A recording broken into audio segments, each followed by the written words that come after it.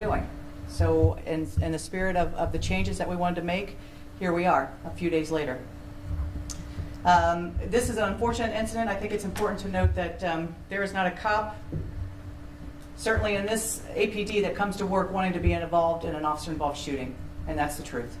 And so, but what they do know is every day they show up, there's a potential for that.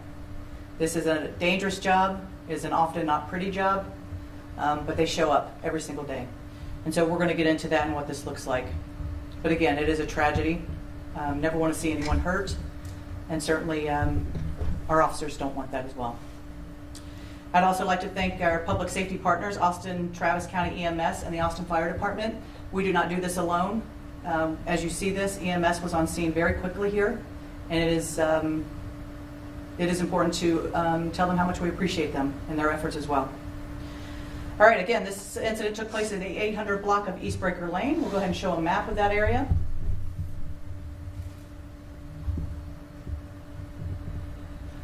All right, you can see right 35 and Eastbreaker Lane there. And now you will hear audio from the radio traffic. Get on the traffic. Okay. Robert. Breaker 35. Sure, northbound. Question, sir. I need to check around my radio. 1333. Bear me a 6 and put me 20 seconds. Oh, shot fire! Special fire line.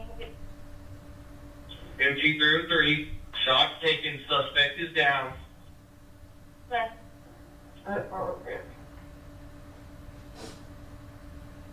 All right, Star or State EMS. We're going to need more units to close off Breaker eastbound.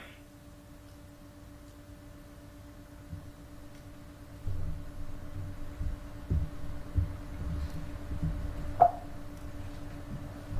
right, now we're going to see body-worn camera from Officer Pitcher.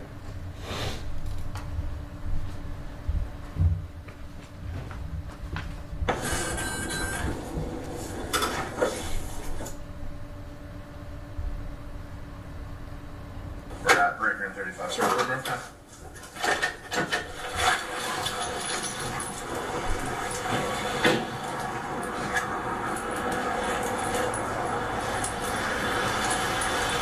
What's going on, Officer Pitcher, Austin Police Department? Reason for the stop, you use your turn signal when you did the right in here. Oh, okay, I'm sorry. All right, do you have your ID on you?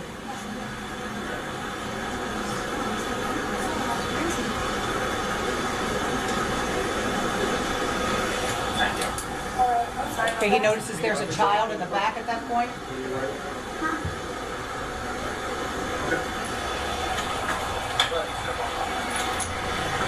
You can hear the other officer asking him to step out of the car, and Officer Pitcher goes around.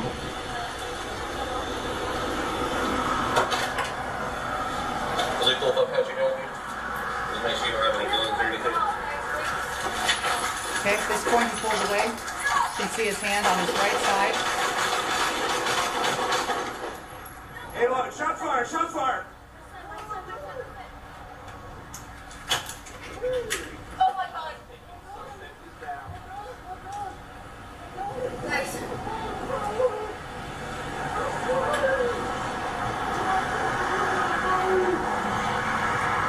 Alright, Star or State EMS.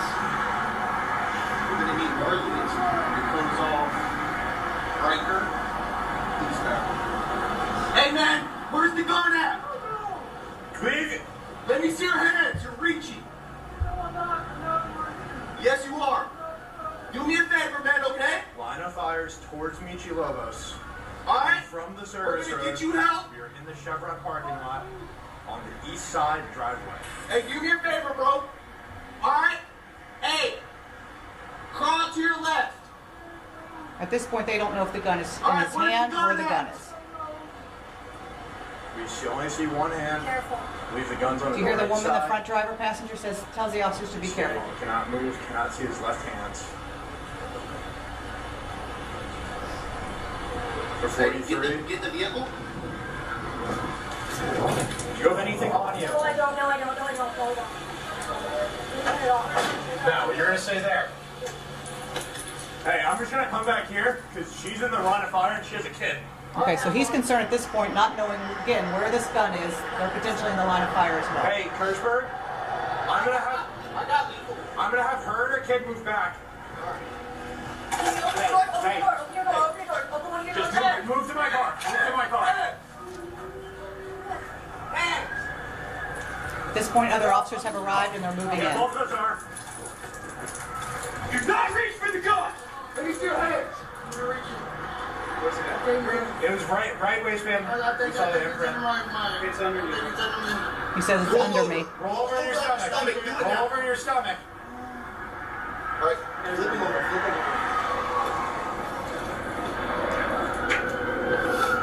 Hey. Put your hands behind. Where's the gun? You want to go through? No, I do not. Where's the gun at, dude?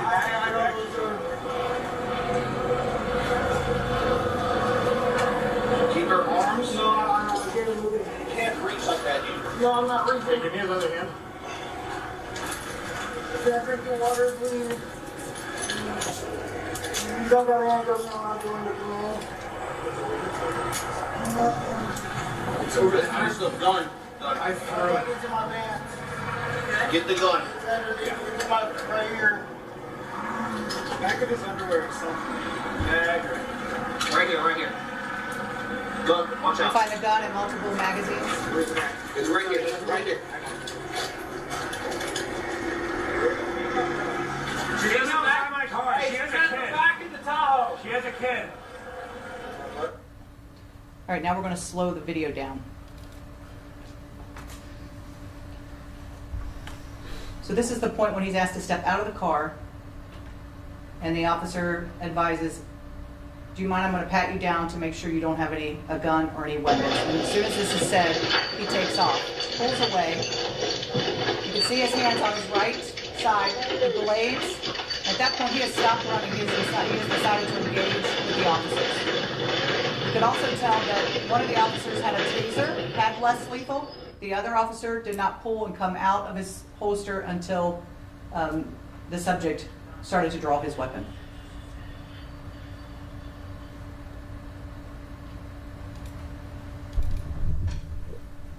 These are some still shots here. Here's his hand on the gun. This is when he first starts to pull away.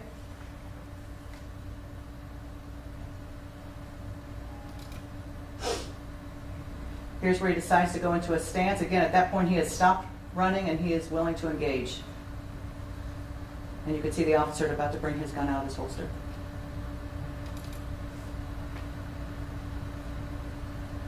This here in the circle, you can't really see it. That's the gun is there. Again, in his right hand side, right where he was reaching for it.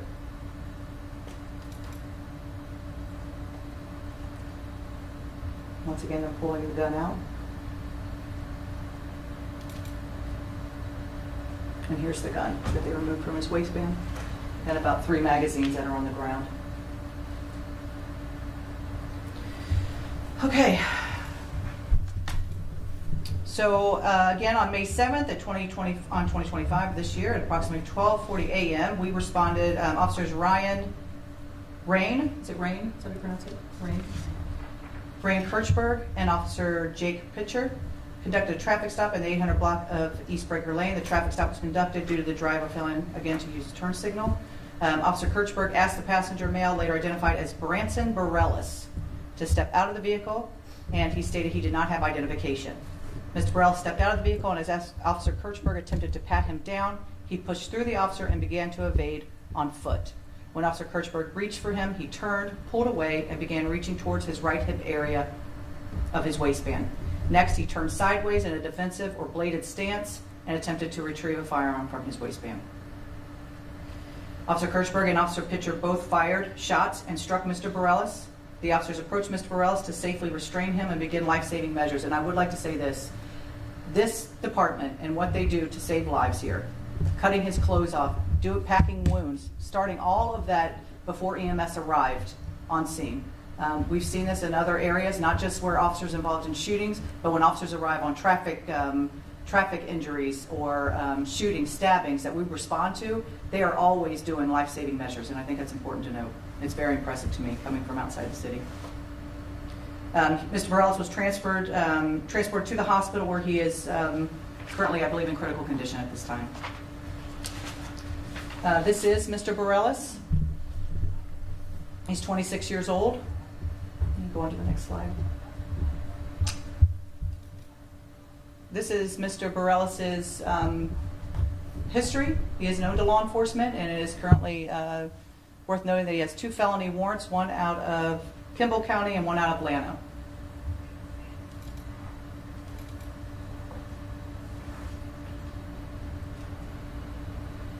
Again, I do want to say that as you watch this, I think the officers did a fantastic job. They reacted quickly. They were calm on the radio. Again, keeping in mind to do a traffic stop with a woman and a small child in the car, to ask a man to step out of the car who has a weapon, pulls away. We don't know what is going on inside that car at that time. And for him to, again, pull away, he stopped running and he bladed. He was ready to engage with the officers. So again, it is a very tragic situation, but I think the officers acted bravely, and they acted, again, you have a woman and a small child being considerate of where this gun is going. You know, at that point when he's down, they don't know if the weapon's in his hand at that point, where it is. Still being concerned for her and where this, if he does decide to fire shots, where they might lead. So at that point, we'll open up to a couple of questions if anyone has anything. Yeah, Yes, sir. my question is, what was the initial reasoning for asking him to step out of the car? Did they see the weapon? Did they know about his outstanding felony warrants? Yeah, that's normal to ask when someone doesn't have identification at that point. You're going to ask them to step out of the car. That does happen. That's a normal part of an investigation, to have them step out of the car to make sure they don't have any weapons. It's absolutely normal. Okay. Also, can you confirm how many shots were exchanged? You know what? I cannot confirm that right now. Again, I think it's important that we get out of here and be as accountable, but I think it's important for you guys to know that we're not going to have everything. I don't have the number of shots fired at this point. We do know he's in critical condition at the hospital, but I don't know the number of shots at this time. Do you know the relationship between him and the woman and the kid? I know that was not his child, and I don't know what the relationship was, but or how well they knew each other. I don't know that. Was the driver and the child, were they being held against their will? I thought I heard the woman tell the officer to be careful. She did tell the officer to be careful. So I don't know again what their relationship was, but that we were not told after the fact that she was being held against her will. But again, when you're coming up to a scene like that, you don't know what's going on, right? So anything else? Where do we go from here? At this point, Anna, it's The administrative, the officers on administrative yes. leave. Administrative leave, which is protocol that they're on administrative leave. The DA has this, and at this point, as far as charges against him, we'll be conferring with the DA's office, and we'll go from there. You did mention one of the officers pulled out their taser, one of them pulled out their firearm. Right. You kind of made sure to mention that. Yes. Is that also protocol to have like 2 different measures of? Well, this is the thing. The way we use force, you don't want to. If someone's bringing a gun, you do not want to bring a taser to a gun, right? And this is the reality. You bring a gun or you point a gun at an officer, a gun will be, that's on par, right? So I think it's important at that point. There was no gun or weapon shown, so that officer having his taser out was totally appropriate. Once he reached for his waistband on that right side, and the officer saw that, and he started blading, the officer then came up with his own weapon and fired. So I think it's absolutely appropriate to have that less lethal, because at that point you don't know where this is leading. But once that decision was made for him to engage, the other officer was right on point as well. Did he fire? I was did he fire his weapon at all, or was just the officer firing the weapon? He did not fire his weapon. Okay. No, not that we know of at this time. One last question. Just to make it clear, the officers, you said how many times did he get shot? Do we know? We do not know that at this point. Okay. And the officer that shot him, how long has he been on the force here? Do we know the? All of it's in the press release, but one of the officers has been, I'm sorry, give me just a second. Okay.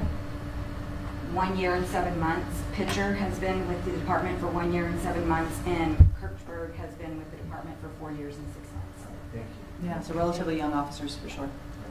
Any other questions? Awesome. Thanks, guys. Thanks, guys, for coming out on a Saturday. I appreciate Thank you very much. Thank you.